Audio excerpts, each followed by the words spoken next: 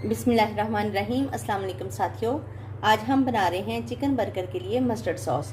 बहुत ही मज़ेदार सॉस। तो चलिए तैयार करते हैं। ये हमारे पास मेयोनीज़ है 4 टेबलस्पून शामिल कर देंगे। मस्टर्ड पेस्ट 2 टेबलस्पून शामिल कर देंगे। केचप 2 टेबलस्पून शामिल कर देंगे। 1 टेबलस्पून सिरका शामिल कर देंगे। काली मिर्च 1 चुटकी थोड़ी सी, हाफ टी स्पून नमक शामिल कर देंगे। याद रखिए नमक सारी चीज़ों में होता है, इसलिए बहुत हाथ रोक के डालना है। इसको मिक्स करेंगे।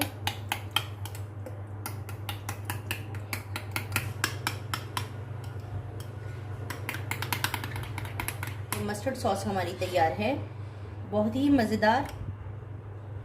माशाल्लाह से अल्हम्दुलिल्लाह हमारी मस्टर्ड सॉस तैयार है, बहुत ही मज़ेदार है। बर्गर का टेस्ट दोबाला हो जाता है। ज़रूर बनाइए और ट्राई कीजिए।